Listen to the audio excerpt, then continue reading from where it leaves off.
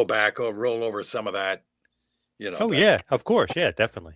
All right. So joining us right now on the two-man power trip of wrestling, I'm your host, JP John Paz. We have a legendary voice actor. Some refer to him as the voice of WCW. Of course, he is a country radio Hall of Famer, Mr. John Willyard. How you doing, John? Wow. Thank you for the intro.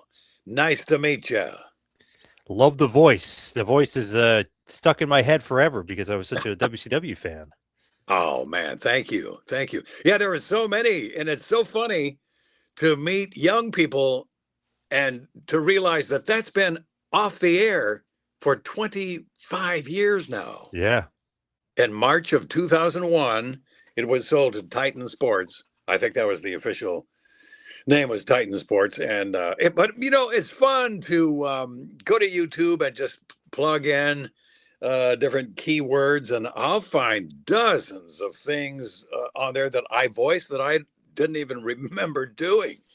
One of them that was kind of funny was the Valvoline. I think it was sponsored by Valvoline, but it was a NASCAR thing. Yes. And, man, that was nuts. So I forgot I even did that, but I found some of it on you. You can find everything on YouTube. You got to be careful with YouTube.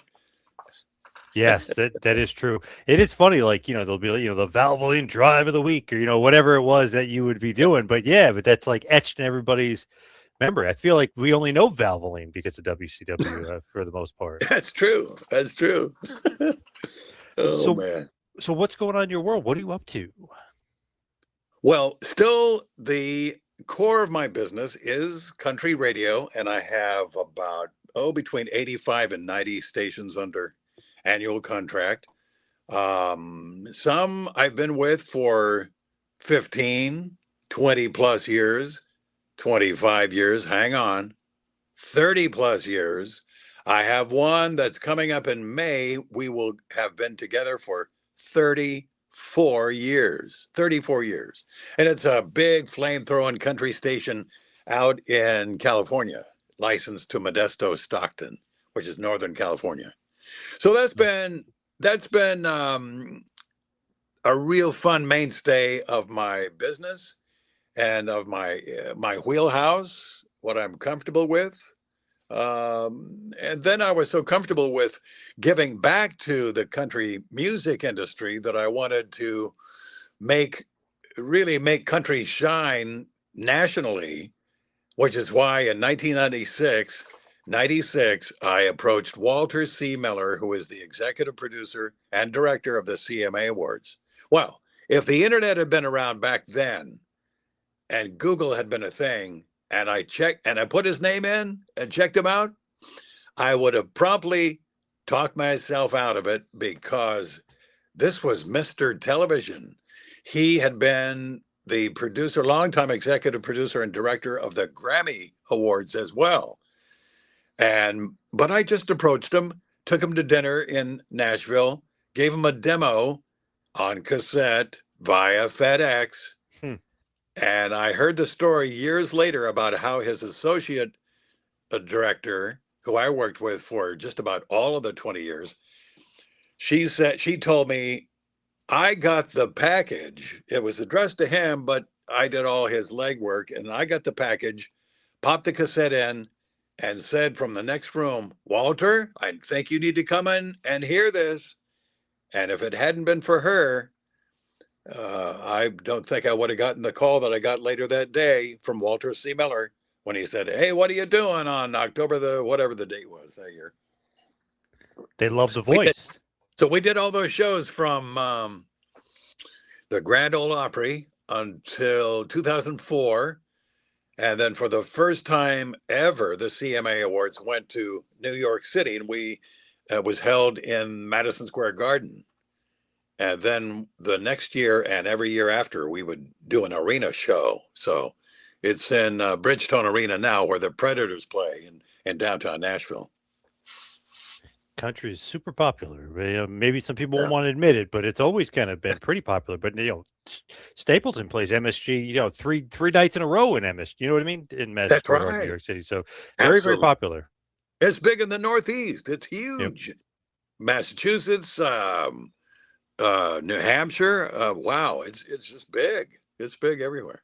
I know when Toby Keith was alive and touring, whenever he'd come up to New Jersey, some like 4 times. I mean, I absolutely love to go to see him. He was the best. Wow, wasn't he? Man. Yeah, we have a thing called the Country Radio Seminar. It's CRS for short, and it's held every year about February. This year they're moving it a little bit later into March, which is great because we've had some pretty chilly weather when it's and sometimes sometimes you have to leave the Omni, the host hotel, and go to a different venue, a bar or a small venue or a club of some kind to see somebody else, which is how I saw Big and Rich for the first time about 25 years ago. And that was a crazy experience, walking down the street and walking to this bar and seeing all of them, including Cowboy Troy and 2 Foot Fred. They were all there. It was pretty cool. Nice. But so the reason I brought CRS, Country Radio Seminar, the reason I brought it up was on the last day of CRS, there's always an afternoon with a legend. Last year was Jelly Roll interviewing, well, actually they interviewed each other, Eric Church and Jelly Roll. About 4 years ago, it was Toby Keith. And 1 year was Blake Shelton.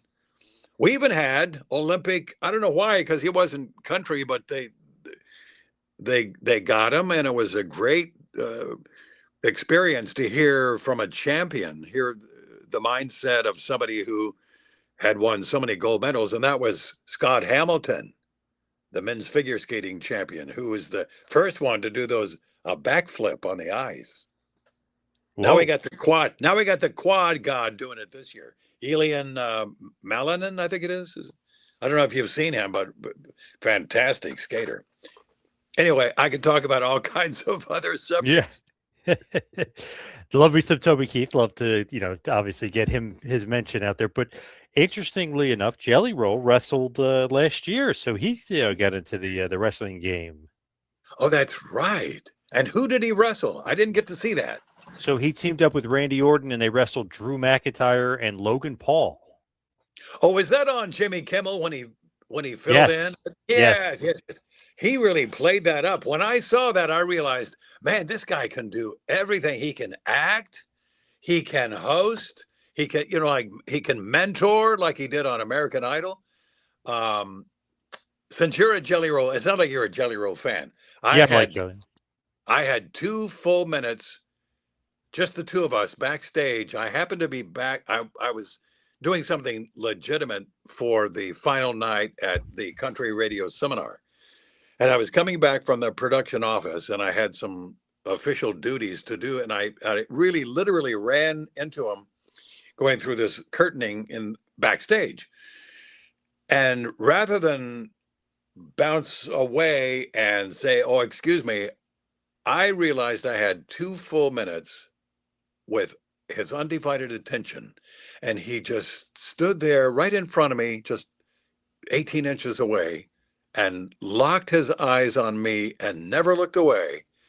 And I told him a story that I'm trying to base a song on to honor my father. And it was the last days of his life, including the last moment. When I won't go into the detail of it. We could say that would be for another time. But when I got to the last word that he said, I could see Jelly Roll's eyes were reddening. And as soon as I hit that word, he just wiped tears away. And I realized this guy is the real deal. Jelly Roll is real. And I got to tell you, I'm so thrilled for him that he's sharing his faith. I think you probably saw that on the Grammys when he won. Yep. And I am all about somebody who professes their faith in Jesus, because I personally believe that Jesus is the way, the truth, and the life. And that if you want to be assured of heaven, and if you want to be assured of being with your Creator for all of eternity, it's got to be through his son, Jesus, because he said, if you've seen me, you've seen the Father. So, I'm just excited to be able to hear that and to be able to share it myself, because it's good news. The gospel is good news. Absolutely. So what is your background? Just even obviously we're talking to country music and we know you're the Yep. voice of WCW, but just rewinding back, what is the background kind of to get into the voiceover work and go into that aspect of things? Well, that starts way back in college in San Francisco. I didn't know there was a radio station at this private liberal arts college. We probably had fewer than 600 students there, and all volunteer staff at the radio station. And I remember that, and so I poured myself into that, and all my studies slid. We would get a call every week from Cal Berkeley, big university across the bay. I could actually see Sproul Plaza, which is a landmark at Cal Berkeley, right out the back window of the radio station. We were on a hill in San Francisco, in the south part of the city of San Francisco. And they would call every week and say, "Can you check your transmitter? Because you're blowing us off the dial." And we'd go, "How can we do that? It's 100 effective radiated power watts, 100 watts ERP." And we'd check the transmitter and we'd say, we're dead on. We're right where we should be. And they'd call the next week. But anyway, all that to say that I was kind of cultivating my early years, my chops, if you will, in broadcasting. And we did live, mostly live, but I actually did some recordings, and I have one that's on reel to reel that's in this studio right across the room. And I just queued it up the other day. It's crazy to hear my stuff from 50 plus years ago. Wow. So out of that, at the end of the freshman year, I was hired by a radio network in San Francisco, and I went to work for them for a total of about 7 years. And I wanted to do top 40 radio when over in near Sacramento, in a market called Stockton, California. And I would just kind of emulate the best voices that I had heard on either network radio or Los Angeles or San Francisco radio, and tried to improve upon it and just kind of take all those voices and elements and produce my own sounds that and I didn't know what to call it, but what it was imaging, which is what I'm known for, and which is what I do now. So it was that sizzle, that personality of the station, without giving the name. It's the unnamed voice, that voice that sells the sizzle of the station. So Yeah. that's what I was doing early on, before I even knew what to term it. But that's always been something that's excited me in this whole game of broadcasting. Man, your voice though, did you notice early on, like, I got a unique, cool, different voice, or is that something you worked on and didn't really notice at first? Oh, that's good. I think I realized that I might have the instrument, but I certainly, I think it's like playing trumpet, and I pull that out because I started playing trumpet. Pull that example out from third grade on, and I got really good, really serious about trumpet. And so I think it's knowing that you have an instrument that you then need to polish, that you need to exercise every day, that you need to work on every aspect. Which is not to say that not great voices can't do great voice work. And what I mean by that is that if it's acting, if you can act it so it's believable, if you can read a piece of copy off the page and make it come alive, and give the perspective of what the writer wanted to impart to the listener, then any voice can be a great voice. I say it may not be the mellifluous voice, or the beautiful voice, like some of those in the past. Some of my heroes, like Don LaFontaine, for instance, Ernie Anderson, another one, Paul Frees, Orson Welles. Oh my God, Orson Welles, yeah. Man, I would go down a rabbit hole looking at various interviews that Orson Welles has done. What a fascinating man. We could talk about him for a half an hour and not get bored, but I won't. It's like from Citizen Kane to Transformers. This guy's he's unbelievable. Yeah. It's crazy. Yeah. And the circles that he ran in, too. I guess his dad was a diplomat. He was well known. Orson tells the story one time of trying to hustle this Russian businessman who would fund his next film. He was trying to get, he was trying to kind of romance this situation. And he saw Sir Winston Churchill. I think they were in the south of France. He saw them in the water swimming. The next morning at breakfast, Orson Welles is sitting there with this Russian businessman, and Sir Winston Churchill walks by their table and bows to Orson Welles. Can you imagine? Wow, that's nuts. I mean, he was, he had a sense of humor, but he knew what he was doing, and he got Orson Welles got the money from He said, "This is thank you, Churchill." Yes, yeah, absolutely. Yeah, put him over. Yeah, I love stories. I love stories like that. So with your voice, do you have to do anything, or did you do anything to make it deeper? Like you're smoking cigarettes, or like you do anything crazy to get the deeper voice, or is that just natural? No, it's natural, and I think I don't know. I don't know what I've done. Sometimes I don't think that it is, but I mean, I have to tell you that I know I have the ability to get very theatrical and dramatic, where I can drop it down into, like, Yeah. Yep. And I remember I had to do that quite a bit when, especially what do they call those, interstitial, some storyline or promo that went within Thunder or within Monday Nitro. And it would be something like, and it could be a 2-minute piece. And it could be something at the very top of the show, or after Tony Schiavone and one of the other announcers might have started the show and introduced where they were, what venue, what city, that kind of thing. And then they would toss it to that dramatic storyline promo.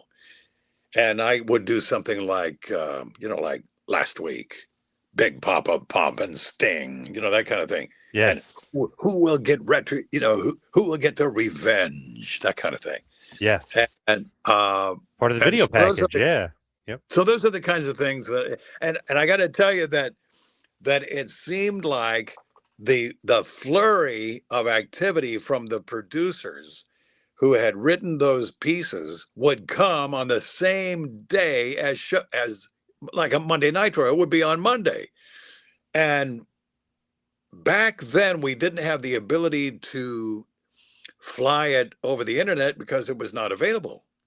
You couldn't send a wave, you couldn't send an MP3. So what did I do? I recorded to digital audio tape, and then they'd have to send a courier out of Atlanta and come up to Kennesaw, where we were living. So to get it back would take at best 40 to 60 minutes to get it back from picking it up at my place back to whatever video post house they're going to. And by the way, after WCW was sold and all that business went away, I understand that between 4 and 6 video post houses went out of business almost overnight because they were doing the lion's share of the production.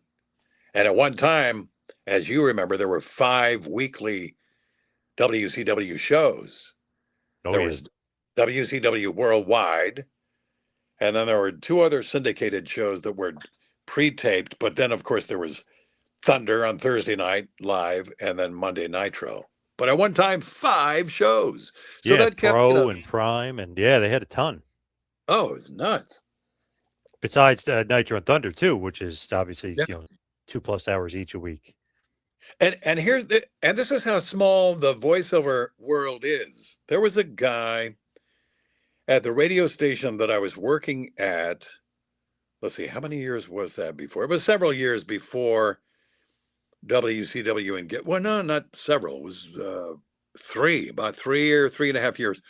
I was still working at a station that was it was called 94Q when I went, and call letters were WQXI in Atlanta. And then they blew up the 94Q format and created Star 94, same frequency, just to tweak the format. But there was a guy at 94Q who was one of our production guys, because I was working in production. So I would do high-end commercial work and all of the local promos and some of the imaging work as well.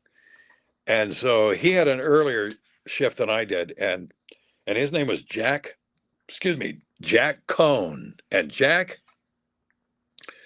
to my knowledge, still there's some promos and some commercials on YouTube that he voiced back in the late 80s and into the 90s. And he did some up until I got locked down and under contract in middle of 95.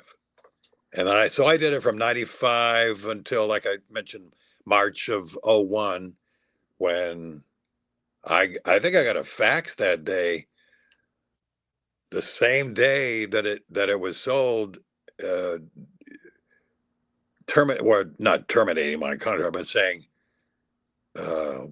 we can't honor this anymore because we've just been sold. And I was sad to see that retainer go bye-bye, because that was some pretty nice stuff there. Yeah, pretty nice chunk of change. It was, yeah, it was. So how did you get connected with WCW initially? Like, how did that even happen as far as you getting to work there initially? I did a little fill-in work at a production studio in Midtown Atlanta, and then they just liked what they heard. And I don't know what his title was, production manager, but he said, I want to lock you down and use you on as much as we can. And so that's when they came at me with the retainer, and I was under contract, so I had to do a certain amount of work. I will say this, that in 2000, I was doing so much heavy lifting with VoiceWise, because it seemed like all of the country stuff, they wanted over the top, energetic. I was even doing some like jingle sing outs on some of the work that I was doing, because I'm also a singer. And I was just overdoing it. And one day during a session, it felt like, actually I was on a live ISDN line with a station in Detroit for a big country station. And it felt like my throat just turned inside out. It was so painful. And the engineer who was recording me in Detroit said, "Are you okay, dude?" And I said, "No, I got to go. I don't know what's going on." So I immediately checked in to ear, nose, and throat, and they scoped me. You ever had the camera, the fiber optic camera, go down your nose? No, never. To look at your larynx? Yeah, so they can go down. They can spray you so it deadens it a little bit. But they went down. And they'll usually they'll start one nostril and they'll go down, then they'll pull that out and do the other nostril to get another look down your windpipe and whatever into looking at your larynx, looking inside your voice box, and they can see the vocal cords, and then they can see how they vibrate and all that kind of thing. Well, so that was the first, and that was probably the day after that session where I felt the pain, and I did actually have a rupture. I had I bleed on the right vocal fold. And then I had some what's called granuloma, which is not a cyst, not a polyp. I didn't have anything on the actual vocal cords themselves, but it was, excuse me, on the ligaments that brings it together in the back of the larynx. And think of it as kind of like a callus. So I had to, so you see me drink, I drink a lot of water. I stay away from, well, you know what? I sin. They don't want to, ENT, ear, nose, and throat people, they don't want you to have coffee. They don't want you to have chocolate. They don't want you to have pepper. Yeah, all that stuff can cause GERD, which every person they put under their care, they will inevitably put them on something like Nexium. What is it called? A proton pump inhibitor, which attacks the gastric, the reflux, because they think that everybody who's plagued, and this could be the case actually, that everybody who's plagued with a vocal problem has a little trickle that comes up acid from their digestive system when they're sleeping, and it's probably a culprit, with most people. Yeah, but anyway, so I'm okay. I didn't have to, never had surgery. I just changed up some things and, tried to work a little smarter and hydrate and eat better and that kind of thing. So they don't want you drinking Surge, I bet. Remember the old promotional Surge, WCW and Surge. Oh, that's funny. Yeah. And I guess you remember MasterCard too. Yes. MasterCard. Yes. Oh, my word. Yeah, didn't they have, I'm trying to think, didn't they have a MasterCard with all of the Nitro girls on it? I think yes, there was I believe so, yeah.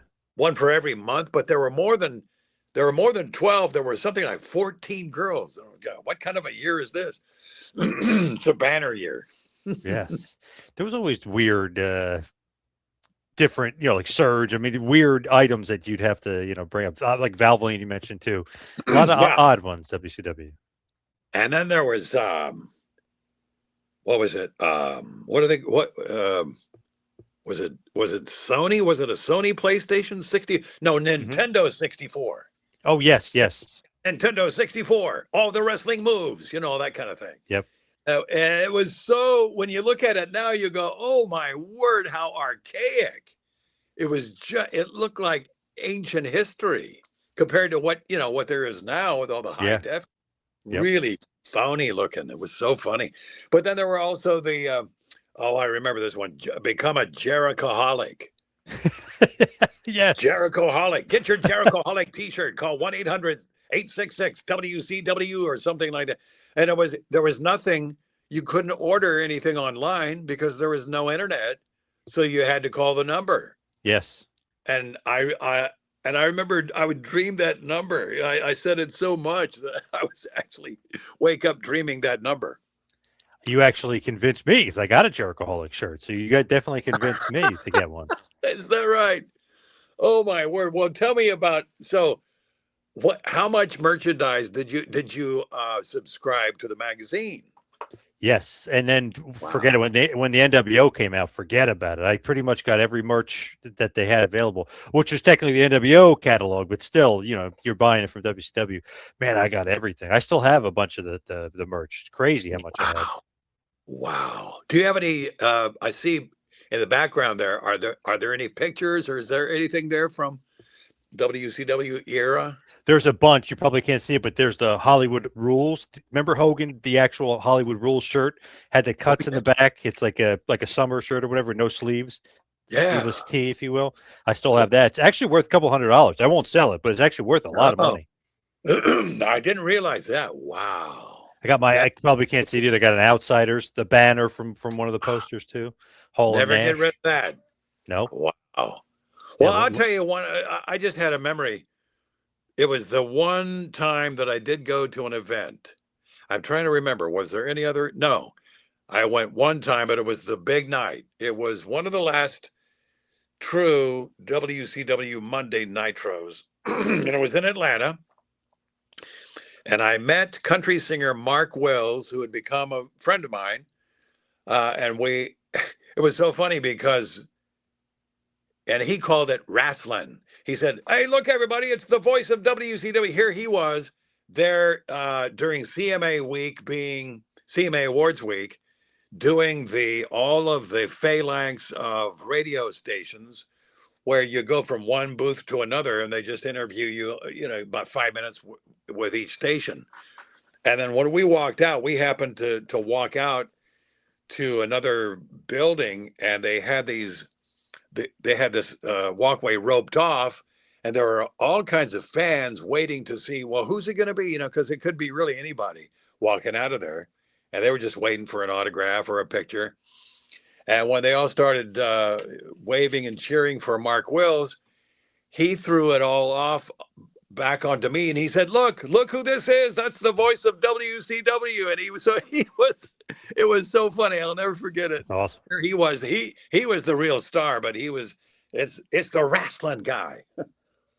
I love that. The fans probably were loving it. They hear your voice every week. I think there's a good marriage between country music and wrestling. Yeah, he called it wrestling. I love that. But, yes. Man, oh man.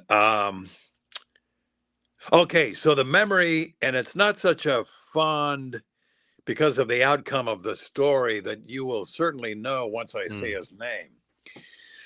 So he had already done he'd been in the ring, and he came back up the ramp. So now there's another match going on, and Randy Savage was trying to calm this guy down. The guy I'm talking about, who is pacing back and forth backstage, and Randy just kind of walking with him and trying to calm him down. Hey, oh man, come on, calm down, man. Take a deep breath. Come on, man. It was Chris Benoit. And I think I saw evidence of the steroid rage, shall we call it? That eventually led to that chaotic, that tragic event that we don't need to linger on that. But yeah, that's the last time I saw him alive too. Wow. So that was the only WCW event you ever went to? That's kind of crazy. Yeah. So absolutely. You didn't have to go? You weren't required to go to any of these shows? No, I was just the voiceover, so nothing on camera. My voice was always married to either, radio commercials. I remember doing a lot of commercials that we would do for any market that they were going to. I would do the commercials, and they would produce a 60-second. Oh, it's really funny because there was a Spanish voiceover guy, really fantastic voiceover. Armando Plato was his name. And he would come in after me at the studio that I was mentioning that I worked at originally when I started doing WCW. And he would come in and listen to the energy of the spot in English. That was a finished 60-second spot. And then that was kind of his inspiration to get into the Spanish translation. And man, he would rip into it, and was so fantastic. And they sounded really great. Yeah, but only one event, and never was required, and they never asked me. One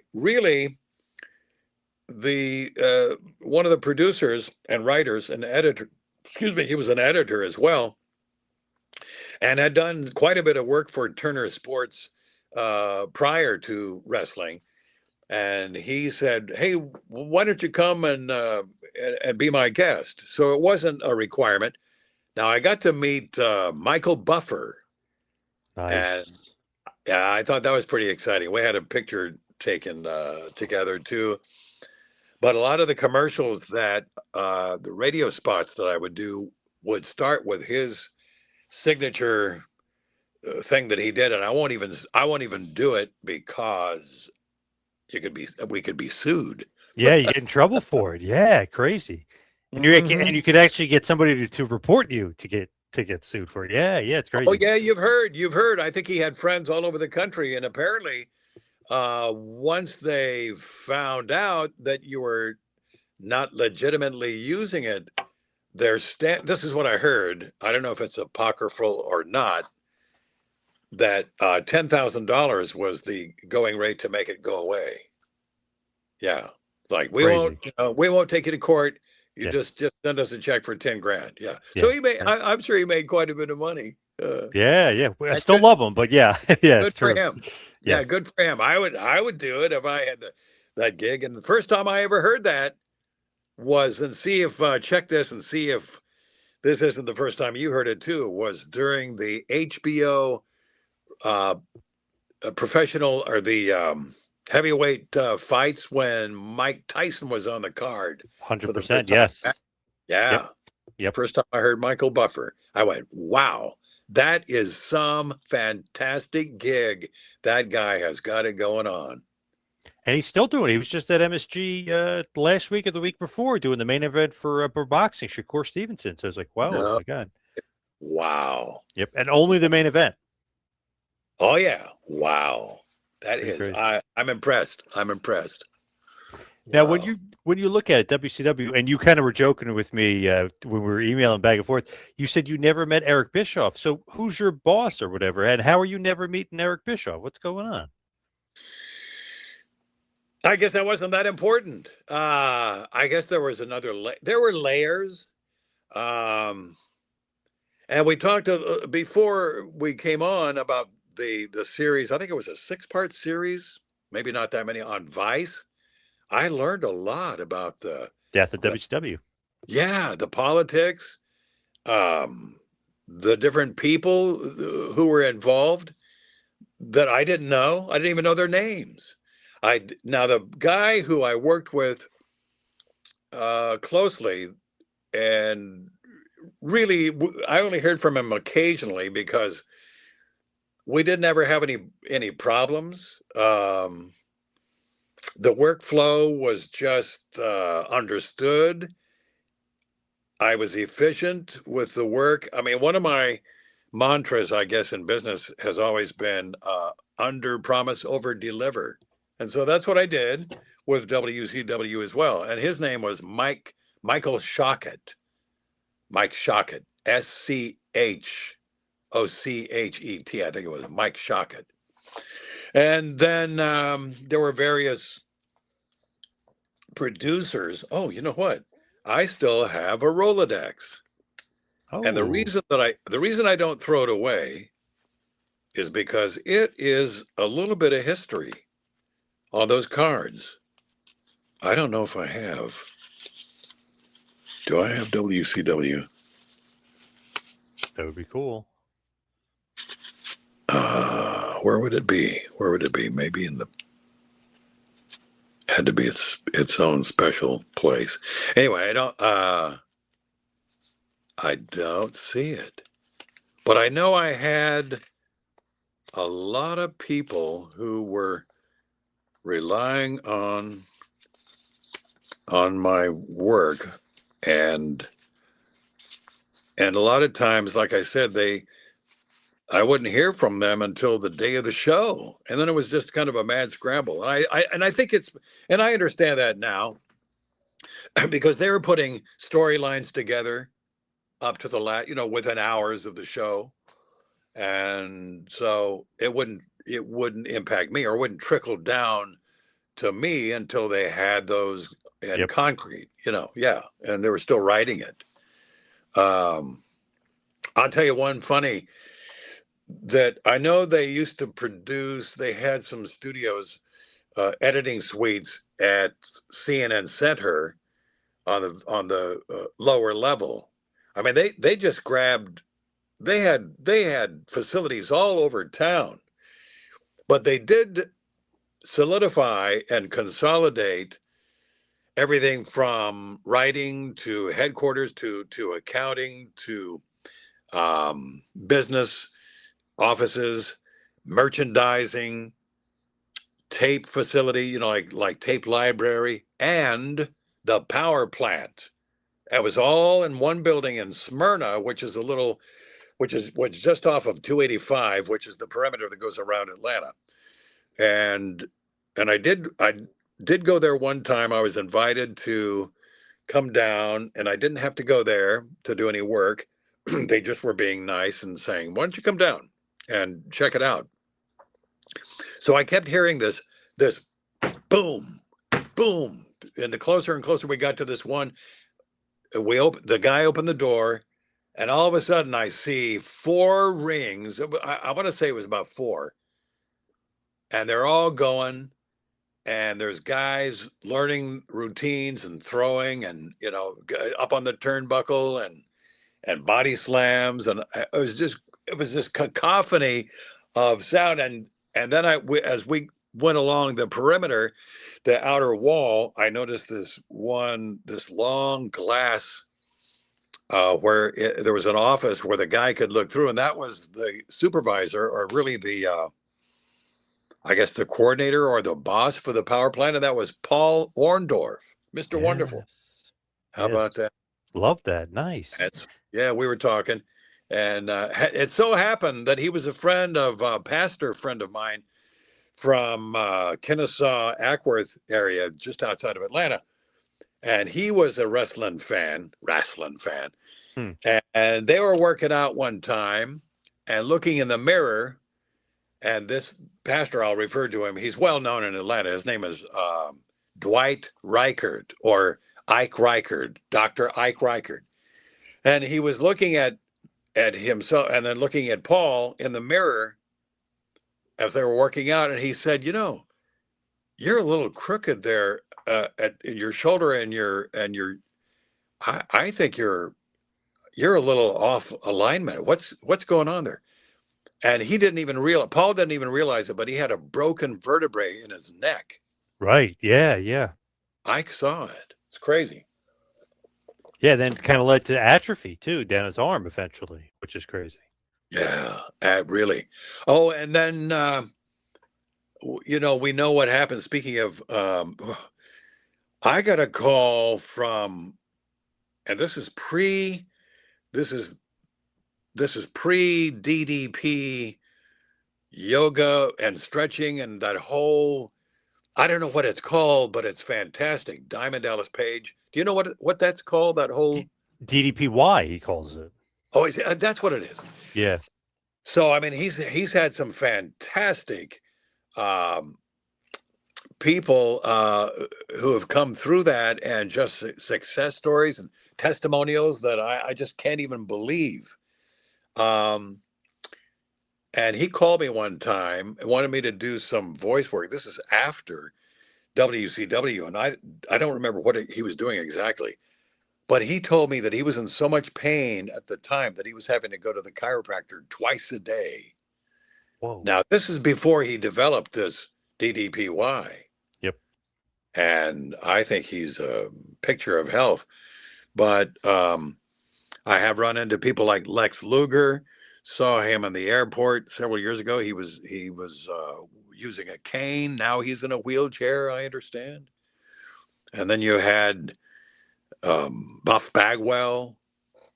And what a tragedy there, where he was in so much pain after this terrible car accident. I think he was driving a Tahoe. You probably know the details of that story, where he passed out. Yeah. So he was in so much pain that he elected to have that right leg amputated. Yeah. Just for pain management. Crazy. Yep.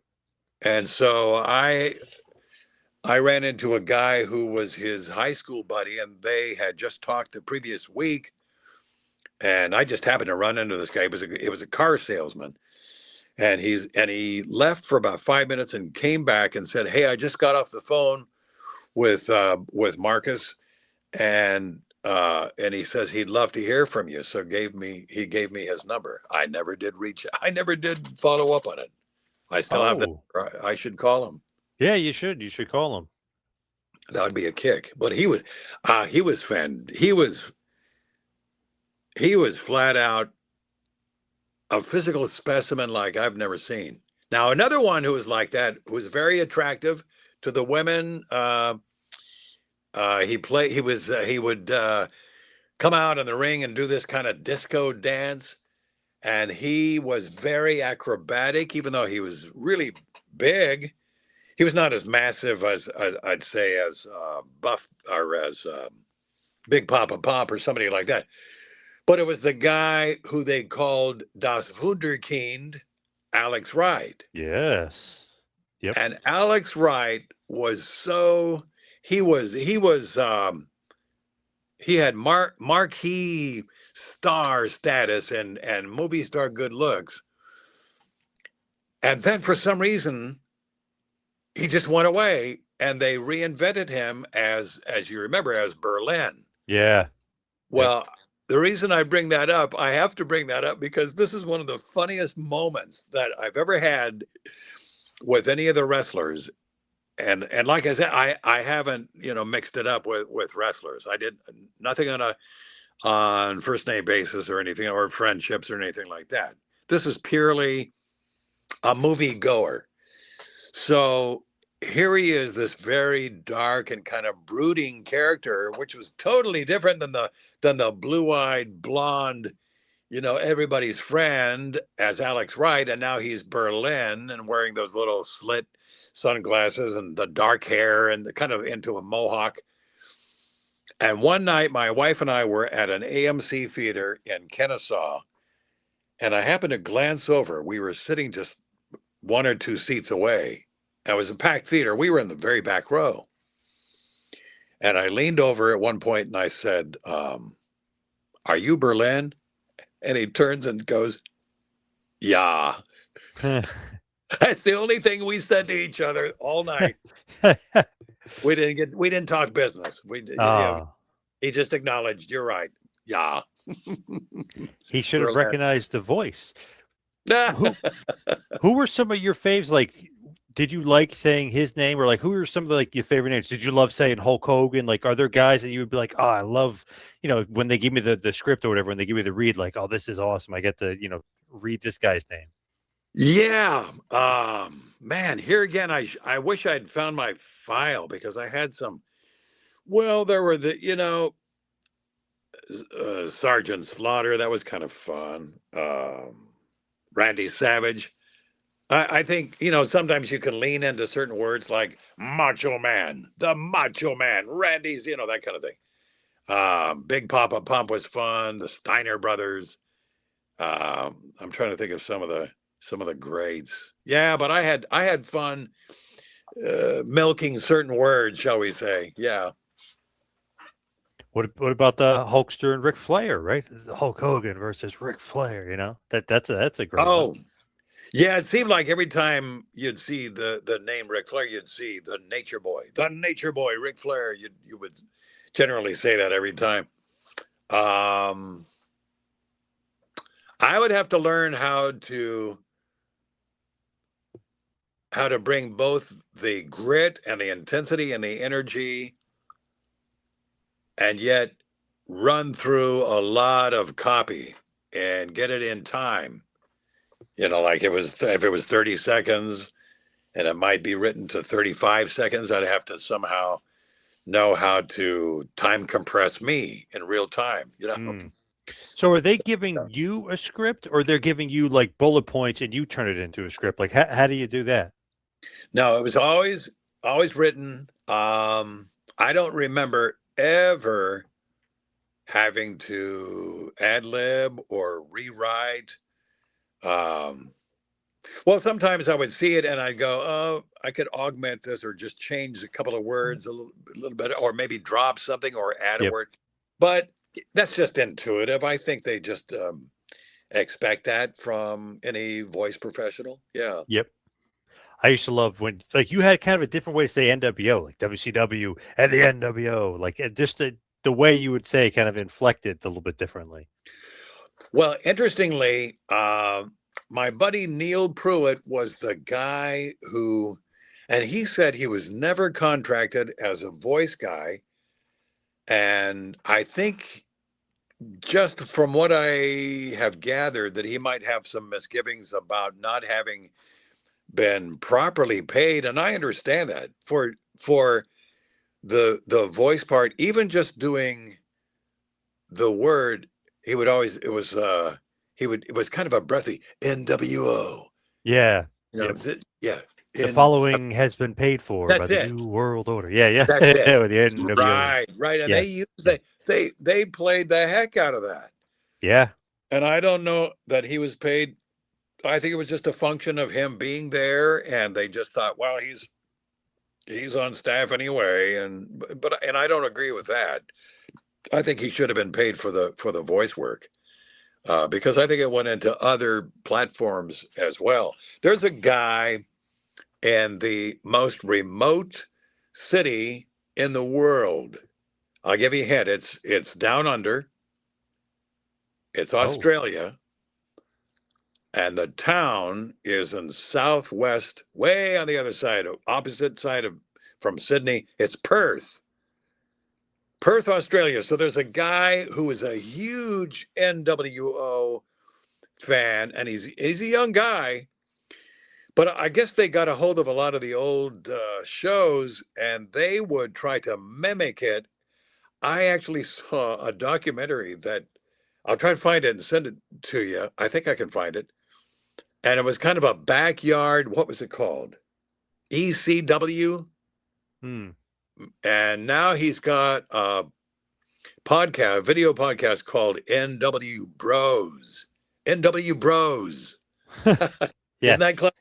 Yeah. And so he follows really, I mean, religiously, very, very closely and straight down the line as far as the history, and wants to maintain the integrity of the wrestling world, and interviews people who were in the know. His name is Carl Inferi. Yeah, yep, I know him. Yep. Capital K. Oh, yeah. Interesting guy. Or California. Yeah, great guy. Yeah. Cool guy. Yeah. Loves the NWO. I was hoping he can make a good business out of, the podcasting and doing the wrestling commentating and things like that. But I know he's working for an airline now. Nice. I didn't realize that. Nice. Yeah, I'm glad that he found a good, solid job. He's a good guy. I like him. Yep. But it's so weird because it's something like 13-hour difference. I have to look at the clock and realize if I'm going to respond to him, is he going to be up? Yep. Kind of weird. But it's interesting with, like, obviously the different people like you kind of come across and even doing the voice work with Neil Pruitt. That's just so interesting that, you know what I mean? Just all the different guys you kind of come across in your path of just being in WCW. Absolutely. And there's another guy who would do sometimes, I'm trying to think. What was his name? There was another guy they were using before they really locked me down and used me pretty much exclusively. It was he's a great voice actor. Name is Vic Caroli. Vic Caroli. I don't know if you've ever, I'll try to find, I'm going to write that down, a note to myself, because I know there's some material on there, and he had a unique voice and a powerful voice, and really even more edgy than mine. I really thought he was fantastic. Then there was a guy they were using right about the time, right before I got kind of officially selected, and he was what was his name?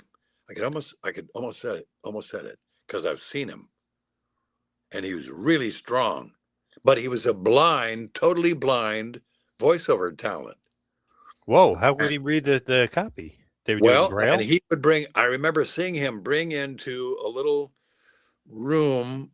He would get there early, get the copy, and I remember sometimes his wife would come with him and just dictate it to him, and then he would he would bang it out on a Braille typewriter.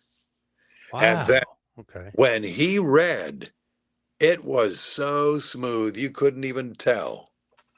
There was no halting, no pausing. I mean, he would go whatever speed they wanted. He just flew through it. Nice. There's another guy like that too, who's legally blind, and he's the guy you hear all the time, every 12 minutes, I'd say, on Fox News Channel. And his name is Pete Guston. He's legally blind. What he does is somehow converts the script, the copy, we call it copy, into he's got some kind of software that will put it into an audio prompt, and then he puts a little earpiece in one ear, and then he'll use a little thing to trigger it with a joystick that will speed it up or slow it down according to how he wants, and then he just kind of mimics it, or goes along and repeats. Yeah, that's amazing. Wow. Crazy. And he is fantastic. I've written him and said, man, I heard you on a promo where they wrote 13 and a half seconds and you did it in 9.5. I mean, that's a mark of a pro, to be able to do that and make it sound, get it all in, but make it sound like it's not going too fast. But we've all done that, Yep. So what was your favorite thing to promote or to say as far as WCW? Was it be like the hotline, the magazine, the Valvoline, the commercials? Because man, you were everywhere. Obviously, the promotional, the promotional videos to hype up the matches and stuff like that. Oh, Nitro Girls. No, I'm just kidding. We did the Nitro Girls. We did the calendar. There were all kinds of offbeat things too. I always loved like WCW Uncensored or World War III. Like, you know what I mean? Like even the pay-per-view titles. Yeah. I was just going to say, it was probably your question. I had to stop and think for a minute, but I think it was the pay-per-view events, like Bash at the Beach, Stampede, Halloween Havoc. Those are fun, fun to say. And those were just fun, well-produced promos. They put some more time and effort and money into those, I'd say. Editing money, acting money. Sometimes they'd have, as you remember, you see those still on YouTube.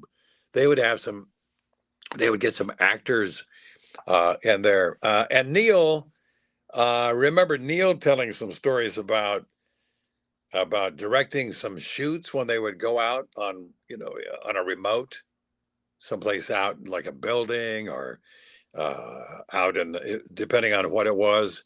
If they had a cowboy motif going, they would go out in the country, and he did some really interesting concepts. Neil did, but I like those, the pay-per-view promos. They're pretty neat pieces of art, I'd say. How influential do you think your voiceovers were to selling WCW, if you will, or making people watch? Because I feel like when you have such a cool voice, you kind of get hooked into it. You're more invested in, if you will. Well, from your lips to God's ears, I appreciate that. I may not have thought of it so much because I was just kind of tied into the mechanics of getting the work out, and it wasn't really until hearing reactions from people, your honest reaction, for instance, and occasionally I'd run into other people, and but I didn't hear it a lot, but I know that it was influential.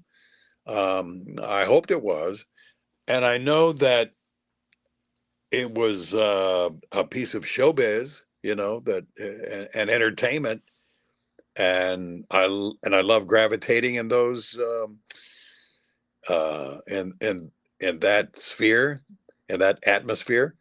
I just thought about this guy, and I'll mention his name and his age, and it'll blow you away. This is he's very influential in that he's my hero for longevity in this business. When people say, when are you going to retire? You know, I say, don't use that R word on me. That's like using the C word on me, you know? And that is, I mean, if you're having fun and it is an art form and it does give you a good feeling that you're making a difference, that you're creating something in what I still am able to do today and hopefully next year and the next 5 years, 10 years and 15 years. And that is the guy you hear on Jeopardy, the guy who says, "This is Jeopardy." Yeah. And he's sounded the same since he started with Alex Trebek back in '84, I believe it was. And that's Johnny Gilbert. And people can't believe that he is, I find it hard to believe, 97 years old. 97. Whoa.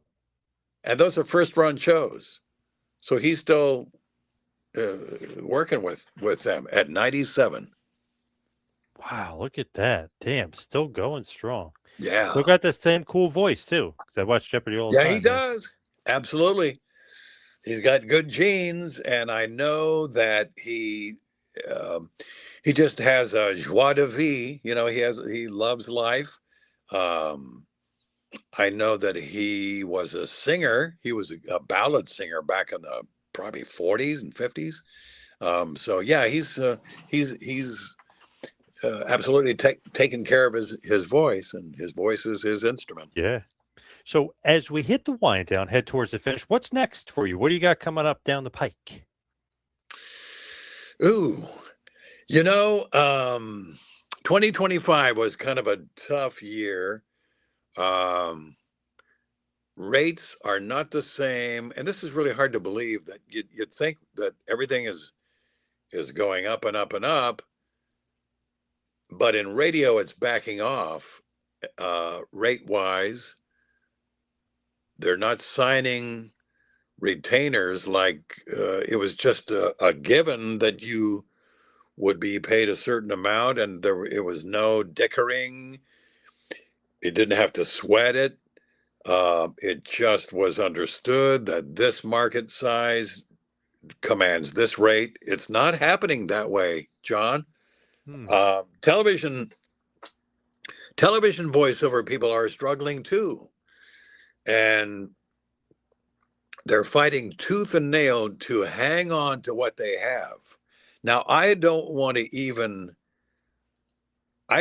broach the subject of AI. I don't want to talk about that at all, because I hope that people come to their senses and well, I still think radio is there's a personal touch to it and a genuineness. And I think when people realize this doesn't sound real, I think somehow we're going to hit a brick wall and then bounce off and come to our senses and maybe reassess everything and redevelop what should be the goodness of the production element like we have known. But yeah, 2025 was a struggle. I hope to do more television work, more TV affiliate work. I'll tell you this, that my agency, which is fantastic, probably, well, I got to back up and say not probably, it is the finest talent agency in the world. They have offices in New York City and Los Angeles. It's called Atlas Talent. And a function of a talent agency is, you know, not only do they invoice and collect, write the contracts, but they also send out auditions. And so I'm auditioning all the time for, you never know what it could be. Commercial work, something like National Geographic, Discovery Channel, or in the case of a few years ago, I didn't know exactly where this was going to end up, but I knew what they were looking for, and it was based on the way that it was written and the idea that they were portraying, I went for the Johnny Olson, the old not named that what's the show that Bob Barker did? Oh, what the heck is that? Price is Right. The Price is Right. Exactly. Yeah. So I could tell that they were going for the idea of The Price is Right, the announcer, the more famous. I mean, there's Rod Roddy and there's other ones, but he was the one who really set the template. He had the classiest sound, and he did all the Mark Goodson, Bill Todman shows, To Tell the Truth, I've Got a Secret. He did so many game shows, and certainly The Price is Right. And so that's what it was. So I went on the audition, maybe one take, maybe two, and I heard back later that day, and it was the Jimmy Kimmel writers, and they said, Jimmy Kimmel is hosting the Academy Awards. This is going to be used as a comedy sketch that is going to be, the first one is going to be after the monologue, and then they're going to do it something else related to it about an hour later. Well, what it was in a nutshell was that they were giving away a jet ski to the person who gave the shortest acceptance speech, and they actually gave it away at the end of the show. and I'll send you that link too. I think it's still on. If anybody who wants to check it out, all they got to do on YouTube is put in Oscars jet ski, and it'll come up.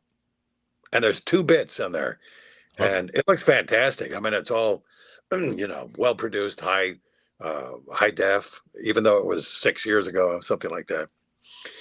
But slugging away, I might do on average 3 or 4 auditions a day. That's not all I do. That's just a little tiny part of it, but you got to hit these deadlines. But here's what Screen Actors Guild and AFTRA, SAG-AFTRA, they merged several years ago. AFTRA was American Federation of Television and Radio Artists.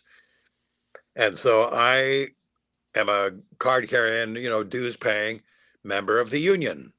There are advantages. Some of the bookings that are union are,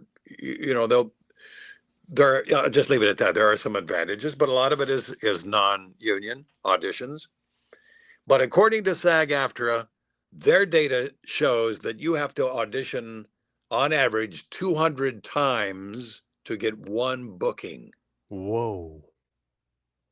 Now, I've seen that actually is the case. So you got to have thick skin. You got to roll with it and get used to the no's. I mean, they won't literally say no. You just don't hear, Yep. So where could everybody find and follow you, as far as maybe some socials, or, where everybody can keep up with you? I had a guy on my website, and he passed away recently. And so my website is not available, but you can find me on just a plethora of fun audio on SoundCloud. Just put in my name, John Willyard, on SoundCloud, and there's a bunch of stuff on there. There's even some singing bits that I did, some parody bits. I'll send you some of those too. I'm writing one of them down here. I don't know if you remember the old K-Tel Records. No. K-Tel Records used to do these commercials. I'll find one of those and send you the legitimate one, and then I'll send you one that I did that I call Cat-Tel Records. K-Tel, it was like K-Tel Records presents all the hits of the 70s, that kind of thing. Yeah. Okay. It was this real bombastic announcer, and then they would hit all these hooks, and it was really kind of fun. So I did a little parody of that and called it Cat-Tel Records, because we can't tell what's good and what's not, that kind of thing. Yeah. I love it. I like that. Nice. So check you out on SoundCloud, John. SoundCloud. Yeah. Awesome. Thank you so much for all the time. The real voice of WCW. I know some people say Tony Schiavone, but it's got to be you with all those awesome voiceovers and even all the commercials and the pay-per-view intros and everything else. A lot of fun, a lot of memories. Can't believe it's been gone for this many years. But I'll tell you, the 10-year anniversary, March of 2011, they had a little get together of the alumni, the people who did the heavy lifting. And in this case, it was really literally the heaviest lifting, because they had guys that went on the road and set up all that big backdrop and all the metal, all the ramps and the rings and the drivers. So there were a lot of those guys that came out, plus the producers and some writers. And I don't believe any wrestlers came out. Maybe one or a trainer, but I don't remember. But it was fun to get together. It was at a bar in Atlanta, and that was the 10-year anniversary. And I don't know of any events. I haven't heard of any events where people have gotten together like that. There may have been, but I'm just kind of out of the loop now. But thank you so much for all the time today. Been great. Thank Love you. it. Thank you, John. Appreciate it. A lot of fun.